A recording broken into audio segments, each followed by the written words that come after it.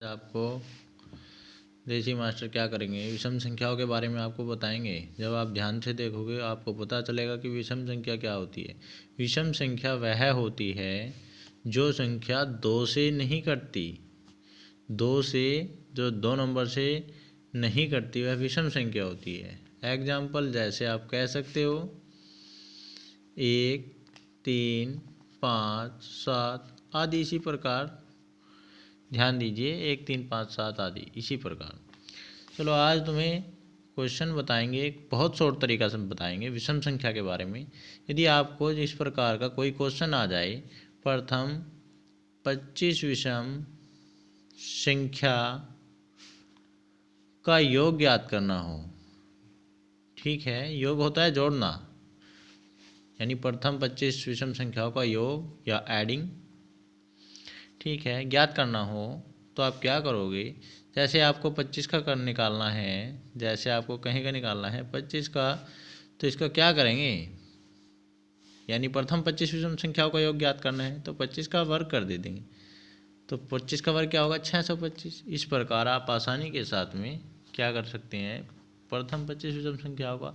और यदि आपको ध्यान दीजिए, यदि कोई क्वेश्चन आपका इस प्रकार आ जाए कि 1 से लेकर 82 तक क्या करें, सभी विषम संख्याओं का योग, सभी विषम संख्या का योग ज्ञात करना हो तो क्या करेंगे। हमने प्रथम से कहा या 1 से कहा, प्रथम या 1 से बात तो वही है ना, तो आपके 82 तक क्या करना है, योग ज्ञात करना है विषम संख्याओं को। तो 82 क्या है, आपकी सम संख्या है 82 तक का, तो इन्हें विषम के रूप में बदल लीजिए। 2 से भाग दोगे तो इसमें आपकी विषम संख्या निकल के आ जाएंगी। तो विषम संख्या कितनी है, 41। यदि इसका आप वर्ग करोगे तो आप आसानी के साथ में निकाल सकते हो। 41 गुना 41 कर लीजिए और इनका वर्गों का योग, यानी 41 प्रथम विषम 41 विषम संख्याओं का योग आपको पता चल जाएगा। 1 की गुना कर 41 हो गया, 4 एकन 4, 4 चौक 16, आपको आसानी के साथ में आ गया। ठीक है, तो इसका मतलब कितना हो गया 16 की 80। इस प्रकार आप आसानी के साथ में लिख सकते हो। तो कितनी जल्दी आपको शॉर्ट तरीका बताया है। चलो आपको एक बात और बताते हैं, आपको छोटी छोटी बातों का पता होना चाहिए। जैसे आपको पता होना चाहिए कि आप प्राकृतिक संख्या कौन कौन सी होती है। प्राकृतिक संख्या क्या होती है, प्राकृतिक संख्या वह होती है जो 1 से लगाकर 2, 3, 4, 5 कहीं तक भी आप इस प्रकार लिख सकते हो। ये क्या होती है, हमारी प्राकृतिक संख्या होती है जो 1 से शुरू होती है। और जैसे आप संपूर्ण संख्या कह सकते हो, संपूर्ण संख्या क्या होती है, तो आपको पता होना चाहिए संपूर्ण संख्या जो प्राकृतिक संख्या है सिर्फ उसमें 0 ऐड कर दीजिए, 0 लिख दीजिए इससे पहले। ये क्या होती है, आपकी संपूर्ण संख्या होती है। 2, 3, 4 यानी कहीं तक भी लिख सकते हो, सिर्फ इसमें 0 ऐड कर दीजिए। प्राकृतिक संख्या में यदि 0 संख्या और 0 जोड़ दी जाए यानी लिख दी जाए तो संपूर्ण संख्या हो जाती है।